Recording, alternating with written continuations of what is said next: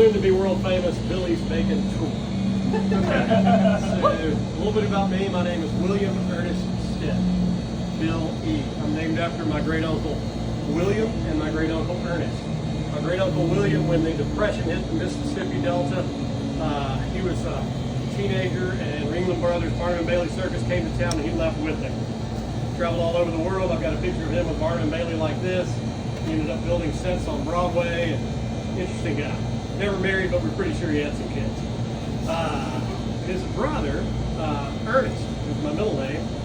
Ernest was real straight-laced, very prim and proper, was at Military Academy at Chamberlain Hunt down in South Mississippi.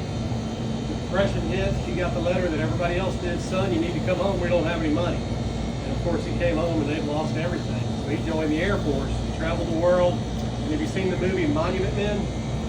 Their job was, when the war ended, and World War II ended, they would go and recollect all the art that the Nazis had stolen and try to get it back to its rightful owners. Ernest Chatmore, that's my middle name, I'm named after. So I'm named after two really interesting guys. So that's the Bill E's. So when I was a teenager, I got an opportunity to learn a little bit about the meat manufacturing industry. My father sold packaging, empty bags and boxes. So my dad made Orville Redenbacher's packaging, he made Paul Newman's packaging, he made Chick-fil-A, the bags, not that the customer sees, but all the stores get the breading in. My father's best friend makes 100% of their breading in Chester, Illinois. And my dad sold them the bags that the breading goes into. So I'm always around food. I got to meet all these, I hung out with these people, met them, spent time with them, and everything. So my brother knew that he wanted to be a doctor when he was really young. Well, guess what? He delivers babies. He's a doctor. I deliver bacon and burgers. So Dad and I were on a business trip coming back from St. Louis when I was a teenager, and he's like, son, your brother kind of knows what he wants to do, and I want you to be thinking about what you want to do with your life. You know, there's no wrong answer, and you can change. Tell me something that's important to you. And he said, you don't have to answer now, but think about it. So we keep on going down the road, and a couple hours go by, and I said, well, Dad, I kind of thought about it. I love the fact that we're constantly taking people to breakfast, to lunch, to dinner. We're entertaining people. You're taking me in these food manufacturing facilities. I mean, by the time I was 12 years old, I've been in 2 marshmallow plants. Hell, there are only 5 in the world. And marshmallow plants are very rare. Study that. It's pretty fun thing to read about. So I was like, I want to do something in the food business, Dad. I really do. He said, that gives me a lot to think about. So get back to Yazoo City, go back to school. A couple of months go by, and Dad meets me after school. He says, I got a guy I want you to meet. He drives me out in the county and introduces me to this man in this cinder block building. And the man's like, young man, I understand you're playing a little football. I understand you're pretty good. I've watched you out there. If you want to work for me, I didn't even know I was going for an interview. He goes, but if you want to work for me, if I hear you're not acting right, not showing up for practice on time, or not being a team player, you're not going to work for me anymore. I was like, okay. And he goes, also understand you're about to be an Eagle Scout. That's something you should be really proud of. And you're almost 15 years old, but you're supposed to stay in scouting until you're 18. If I hear that you're not participating anymore and helping those younger boys out, you're not going to work for me anymore. That's all this stuff. I was like, okay. All he really wanted was a young person to come to his facility a couple hours a week, and he would teach me how to break down all of his equipment, clean it, and put it all back together. So when he went in to produce, everything was ready. And then he taught me how to break down every animal. Now, this guy didn't have a shingle on the wall or didn't go to college, but he was a true butcher. He was known all over the Mississippi Delta. So I spent 4 years in my teenage being a butcher. I broke down every animal, made every kind of meat you could imagine. And then I went off to college. I went to Ole Miss. I studied hospitality. I had been planning on going to the CIA, the Culinary Institute of America. Dad had driven me up there, and I was accepted. He left me there for 10 days while he went and did business stuff, and he had all these. I crashed in the dorm as a teenager at the CIA, and I got to hang out there for 10 days. And then I was coming back, and he was like, well, what do you think? Is this where you really want to go to school? I was like, no, Dad, I think I just want to go to Ole Miss like you did. He was like, yes. It's the financial thing. It's a big thing. So I went to Ole Miss, studied hospitality. They opened a restaurant on the square called the Downtown Grill. I started off washing dishes, became salad boy, prepper, fry guy, grill guy, pork saute, did all aspects, and then one day the chef didn't show up, and They put me through the program, and then I became a chef. So no, I didn't go to culinary school. I don't claim to have, but some chefs would hold that against me. But I had the title chef, so I guess I'm a chef. I have a lot of recipes that are named after me. But stayed there, ran that place, went into management, finished college, stuck around a couple of years, and then got an opportunity to work for Ruby Tuesday Restaurants. So, but before I left that job in Yazoo City as a teenager, the man said, I want to teach you how to make bacon the way our ancestors did. He said, it's all about the ingredients you choose. It's important you know where your products come from, and especially the proteins. You want to know that whatever animal it is, that they were treated right, that they were fed like you would want to be fed, or like you would feed your family did. That they're treated right. That if it's rains, they need to be able to get out of the rain. If it's beautiful outside, they should be able to go outside and play in the clover. They should not be hemmed up in an 8x8 or a 12x12 crate for their entire life. That stuck with me, and it really made an impact on me. And then he said it's also important that, and this is in the 80s, this guy was telling me this stuff. It's important that people aren't pumping things into their food. Like when you go to a grocery store and you see a chicken breast as big as a bowling ball, that's not a real thing. He's like, no, they should all be different sizes and things like that. You know, he said, you want no hormones, no growth antibiotics, that kind of stuff. So he told me all that. So 13 years ago, well, I went to work for Ruby Tuesday, but every year I would make a few batches of bacon because I made good bacon. But when I retired from Ruby Tuesdays, I opened the restaurant, I built a little catering kitchen, and then I'd make my bacon, and then people would show up to buy it.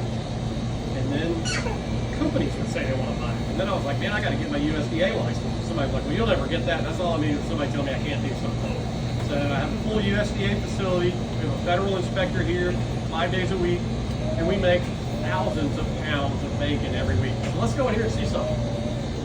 So this is our curing room. And I spilled some cure this morning, so pop in here. So, it's going to be hard for everybody to see. But these are quarter bellies. Notice the rib meat's still on there. When you buy bacon at the grocery store, the rib meat's already been removed and they're selling it off as bits and end pieces. You get, so 2 of these quarters are a side. So they come in here. We crust it with brown sugar, real molasses, heavy kosher salt. And when we think we've got enough on there, we do it all over again.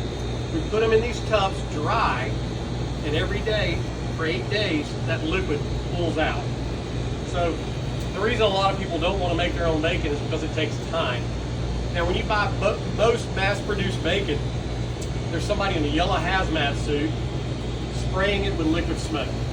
Or worse, injecting it with a cure. Their goal is to get it cured within 24, 48 hours so they can just make. Mine is 8 days because that's the way our ancestors did it before they even knew there was a refrigerator was. You've heard about a pork barrel. Heard about the big barrels on the ships with the pork and the salt meat, cured meat? That's what I do here. So after 8 days, it rolls out of here and all that liquid, nothing I make here goes in that dumpster. There's no waste. Nothing goes down the drain. That liquid that pulls off all those bellies goes into a 55-gallon drum, and a farmer picks it up and puts it over his cattle feed. So I just feel like that's a lot better than putting it into our city sewer system. All right, so let's roll into here.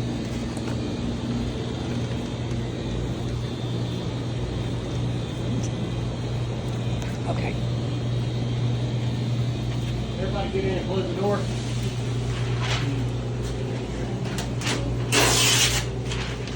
All right, so we're going to roll into the smoke room now. Anybody have any questions so far? Come on in. Pile in here. Everybody's pretty comfortable? Yeah. All right, so we're not making today, obviously. But if you really want to have some fun and you have some family or guests in town, come by the restaurant about 9:30, 10 a.m. on a weekday and roll up against this window right here with the neon pig in the window. And peek in here and watch all the bellies come out of the smoker, kind of like watching the donuts, you know? It's kind of a fun thing to do. And that's where I envision my business becoming a destination where people, and we're getting there. I mean, we're doing really well. We serve over 1,200 hamburgers a week. And I feel like I've got something fun going on here, and we're making 3,000 pounds of bacon a week. But my vision is tourists coming here, getting this tour, sitting down and having lunch, hanging out, enjoying the music. Our live music stage is right on the other side of this wall, so our bacon is serenaded by songwriters and savored by carnivores. So, again, I wanted to be traditional, so I went with hickory. Why did I choose hickory? I chose hickory because our ancestors did. They were the first ones to try all the different woods. They smoked with pecan, they smoked with apple, they smoked with all these different woods, so they really found things that worked. Some were so hot, it scorched the food. Some were so smoky that you forgot what you were eating. And some burned too slow, and some burned too long. So hickory is perfect. It's a great wood. It lingers. It gives you a good smokiness, but you don't forget the protein that you have in there. You're passionate about it, right? So again, that's part of my ingredient is choosing the right wood. Now, people say, Billy, why don't you make all these different flavors? I don't have the space or the room, but I have recipes for about 10 other different bacons that I have made. But right now, it's all about my hickory smoked bacon because I want a chef to see it as a center of the plate, premium protein, something that you would be honored to serve, not just sprinkled on a salad, but right on the center of the plate. And so many of y'all are doing that. That makes me so happy. And you make me happy when you're here. All right, so this is Robert Bobby Dunn, Flanker Legler, Thomas Harwood Eubank III, Corpus Christi Powell, and Carlos Yazoo Screws. Several of my childhood friends and college roommates got a smoker named after them. And some of you, if you're lucky enough, I might just name one after you. So I have a buddy in Texas, and I said, I need you to build me a custom smoker. And now he's selling them worldwide. I said, I need it to be, this is my second batch. The first ones are about that tall. Each one of these can do about 100 to 130 pounds twice a day. These have 5 parts. They have an element, a thermostat, a power cord, an LED light, and a switch or a knob. And everybody on my team can fix it, so there's no downtime. I don't have to call some repair person and be out. And so we crank these babies up and smoke through them, and then we roll into here. What temperature do we smoke before belly? There's a few things I like to keep secret. So Ah. thank you for asking. It's and he had a very valid question. Y'all come on in. The goal is not so much the temperature of the environment. It is, but the most important goal is the desired ending temperature of the product. And really where all the action comes in is after the smoke, is chilling it quickly enough, but not too quick. And then that's when, you know, when you do a butt, you wrap or do you not wrap? I wrap. Okay, but you've been through both versions, and Yeah. you get it, right? Yeah. You put it in an ice chest or not in an ice chest? Nice. Okay, have you done the ice chest trick? No, No ice. But just use the ice chest as an incubator. Try that. Try wrapping them and putting them in ice. So there's all kinds of tricks in the world of smoking. I don't really have a lot of tricks, but I have a consistent process. So this is about 20% of a daily smoke. So those 2 quarter bellies are one side of the hog. And after that, so after the chilling, then we go through the slicer. And this is a fun little story. I never heard of the company Becerra until about 10 years ago. I knew about Globe, I knew about Hobart, I knew about all the basic, because I've been in the restaurant business my whole life. And I was like, man, I'm about to start this bacon company. I gotta get a really good slicer. And I was just burning up these Globes and just wearing out these, Hobarts and just kill them. And I was like, all right, who makes the best slicer? And I kept going online and studying. This Becerra name kept coming up. I didn't know anything about it. And then I'm walking into Publix, and I'm like, Becerra. They must know what they're doing. I looked this company up. I sent an email to the founder of the company. Hey, my name's Billy Stitt. I'm this little guy, make a little bit of bacon out of Fairhope, Alabama. I've been reading about your slicers and your equipment. I've studied them. I really like to learn more. Yada, yada, yada. The guy calls me because I just got off a jet. We're coming back from England. We were doing a big food show. And he goes, I like your story. I'd really like to learn more about what you're doing. He goes, and I told him more about it. And I go, And I go, man, I just can't afford a, you know, $12, $10 to $20,000 countertop slicer. And he goes, can you swing your grand? And I was like, yeah. It was here 2 days later. Now, who am I going to do business with as a little company? And to give you another example of people that believe in me, the Grand Hotel. Every night when I say my prayers, y'all are in it.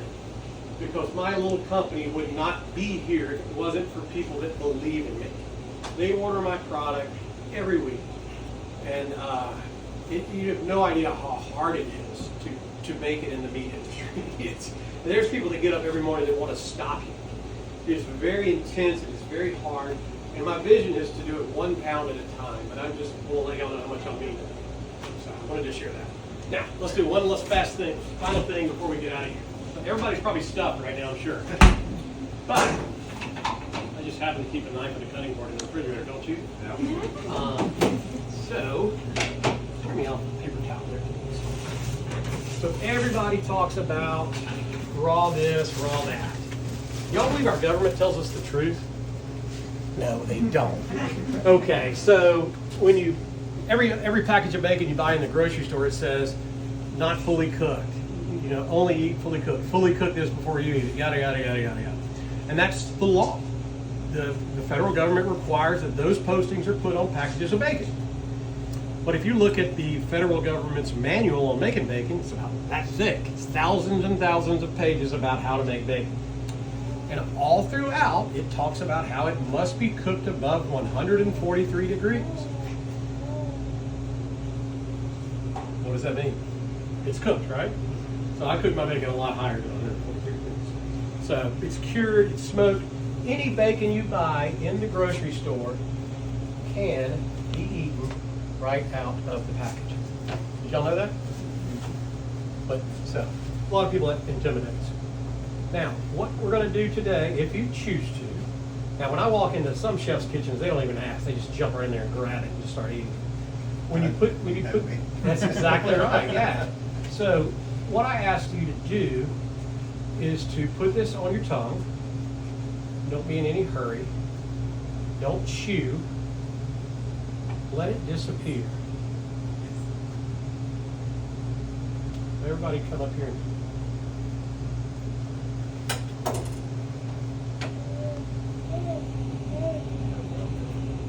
spirit. And there's no wrong piece. Yeah, try not to chew. Try to just let it do its thing, and you're gonna feel it go through stages. No? Anybody else? Okay.